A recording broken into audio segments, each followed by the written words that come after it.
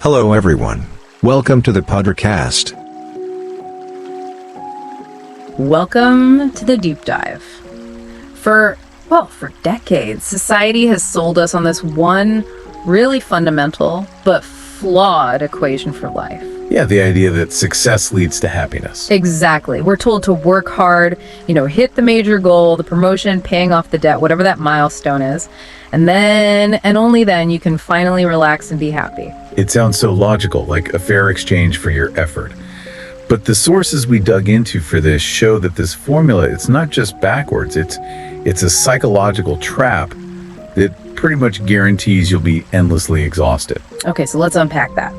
This is a profound psychological reversal. The core finding from the sources we analyzed is actually pretty simple. Happiness has to come before success. Right. It's not the destination, it's the fuel. It's the essential fuel that drives you toward your goals and, maybe more importantly, sustains you through the effort. So our mission in this deep dive is to really draw a clear line between those fleeting emotional highs and a more stable internal kind of peace. And to show how cultivating that peace, we're calling it stable contentment, is the vital strategy for achieving anything meaningful. We're going to focus on how you can find, a relative satisfaction, not instead of life's challenges, but alongside them. Things like pain, loss, sorrow, fear, all the hard stuff. All the inevitable stuff. Let's jump right into the problem, because I think everyone listening has probably been caught by this. Psychologists call it the when-I trap. And it is so pervasive. It's everywhere because we rationalize it so well. We're always postponing our internal peace, using some future achievement as the condition for letting ourselves rest now. It's always when this huge project is finally done, or when I finally hit that financial goal. Then I'll grant myself the right to relax. Right. We treat happiness like it's a prize we have to earn, something that comes later. But here's where it gets really interesting. Because the brain has this powerful mechanism that just completely sabotages that whole reward system. You hit the big goal, you finish the project, you get the promotion, and you get this incredible, exhilarating spike of joy. But then what happens? Then you run smack into the hedonic treadmill. When you achieve that goal, your joy level spikes, sure, but that feeling is fundamentally temporary. The human brain is just designed for adaptation. It resets its baseline remarkably fast. So after a little while, After a very short period, you're right back to your original emotional starting point. And your brain starts looking for the next bigger success to get that temporary hit again. So if our internal state is always tied to these external milestones, we're just condemned to an endless, exhausting cycle, constantly running, but never actually reaching a stable finish line. You're just forever chasing the next spike. And that exposes the second critical flaw in this whole success first mindset, which is just reality. Right, life is never problem-free. Never. We will always face failures and losses and fears. So if your condition for being truly happy requires the absence of all those problems, you're basically guaranteeing you will never ever achieve that stability. So we have to learn to maintain our psychological energy while navigating the hard stuff. That's the whole game. This brings us to the core of the discussion, and it means we need to be a bit more precise than just using the word happiness. We need to make a really vital distinction between two concepts. What we're calling fleeting joy and stable contentment. This distinction is everything. It really is. Because one keeps you stuck on that treadmill, and the other one is, well, it's your jet fuel. Let's look at fleeting joy first. Fleeting joy is what most people probably think of when they hear happiness. It's that short-term feeling that is highly dependent on external factors. The rush after crossing a finish line, the satisfaction of a big purchase, or just being in a specific great situation. It's like a wave. That's a great analogy. It's a wave. It rises dramatically, it peaks, and then it recedes just as quickly. And crucially, if that external success or the good situation disappears, The joy vanishes right along with it. gone. It's a reward system that needs constant input from the outside. The core statement for fleeting joy is, I am happy because a good thing happened. It's totally dependent on what happened. Okay, so compare that to stable contentment. Stable contentment is, It's a deeper, more consistent feeling of satisfaction. It's an internal state that you have to deliberately cultivate. It is not contingent on an external event. And it's important to clarify, right, that this doesn't mean you're just walking around blissfully laughing all the time. Absolutely not, no. Stable contentment is described in the sources as a deep peace with reality. It's the state where you feel your life has meaning and value, even when you're simultaneously experiencing difficult things. So it's not denying the pain. It's accepting value despite the pain. But this brings up a really crucial question. If I achieve this deep peace with reality, how do I avoid, psychological denial, or maybe even worse, complacency? If I'm content with where I am, how do I find the fire to change a genuinely bad situation, like a terrible job or a financial crisis? That is a powerful and necessary question. And the key is that contentment is active, not passive.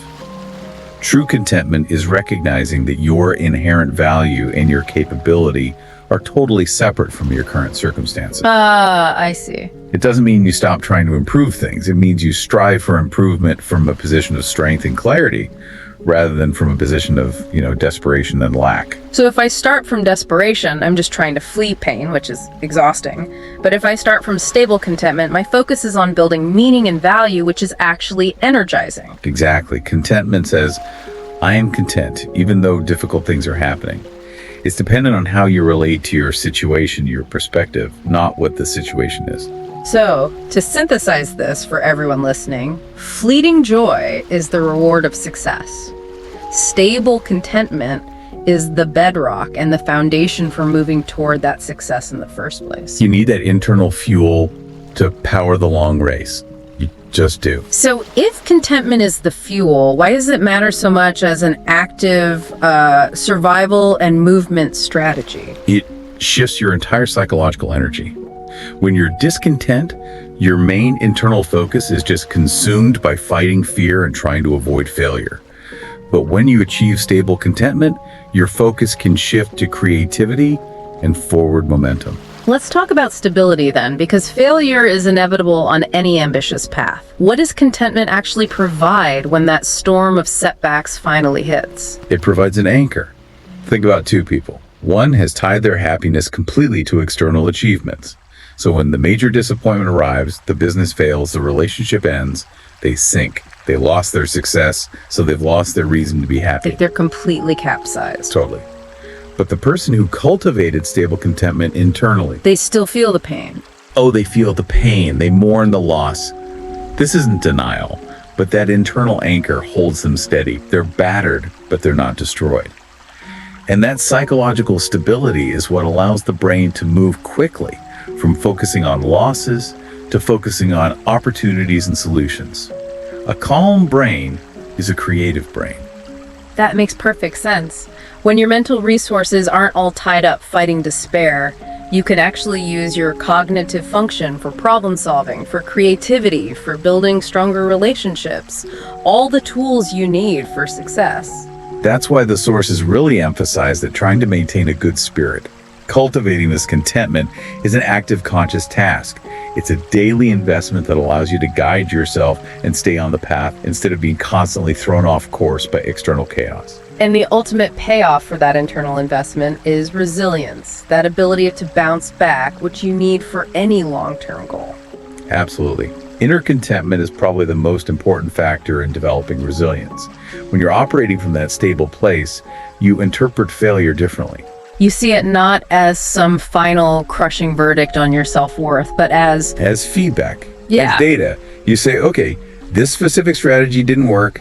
It hurts, but I still have the internal resources and energy to get back up and try again. That capacity is the hallmark of someone fueled by contentment, not someone terrified by the loss of joy. Okay, this isn't just philosophy, this is hard strategy. So let's give the listener some tangible daily actions they can use to build this stable state. How do we actively practice contentment starting today? We have 6 powerful tools from the sources. The first is maybe the most liberating. Accept contradictory realities. This just means giving yourself permission to acknowledge the full spectrum of what you're feeling. Okay, give us an example. You could be at the same time sad and disappointed because of a career setback, and be profoundly grateful for the health of your family or the support of your friends. Life isn't a binary choice between all good or all bad. By accepting that complexity, you stop wasting energy trying to suppress valid negative feelings. Instead, you can focus on cultivating the good ones you already have. It frees up enormous psychological bandwidth. I love that. Acknowledging the pain while also appreciating the light. What's the second tool? Focus on your circle of influence. When you're facing disappointments or feeling powerless, stop spending energy worrying about outcomes that are outside your control.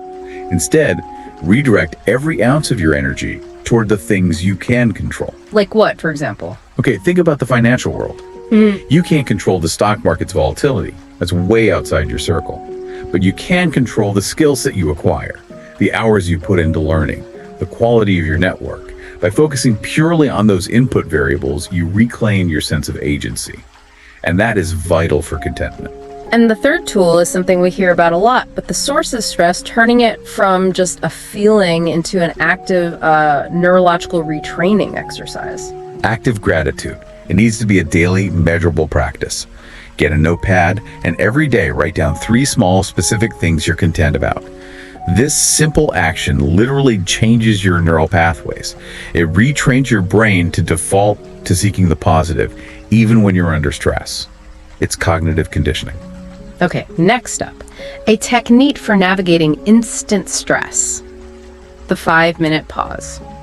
This is such a powerful decision-making tool. In moments of intense stress, frustration, or anger, so you get a really difficult email, you just pause for a full 5 minutes, and you focus only on conscious, rhythmic breathing. And what does that do? That pause allows your nervous system to shift out of fight or flight mode. It ensures that whatever you do next, your decision comes from a place of relative contentment and rationality, not from panic or fear. It prevents impulsive damage. And we have 2 more tools to protect that hard-won internal energy. Yes. First, setting psychological boundaries. This means mastering the power of no. Saying no to that demands on your time, your energy, or your resources that deplete you isn't selfish. It's a powerful act of self-care. It's about preserving your internal contentment. Your energy is finite, so protect it. And finally, the often overlooked power of daily micro wins. Right. Don't wait for the enormous goal to feel satisfaction. Break your large, intimidating goals into tiny parts. Completing even one small intended task, like making one difficult phone call or finishing the smallest part of a report, gives you an immediate dose of completion and control. That little hit of satisfaction. Exactly. That sense of forward momentum is vital, and it gives you that small hit that continuously recharges your internal contentment batteries for whatever big thing you have to do tomorrow. Okay, so let's synthesize this. We have completely rewritten the success formula today. We've established that success is the result of actively cultivating stable contentment and choosing internal peace, not the other way around. We have to establish that relative satisfaction and accept all of life's realities, the good and the bad.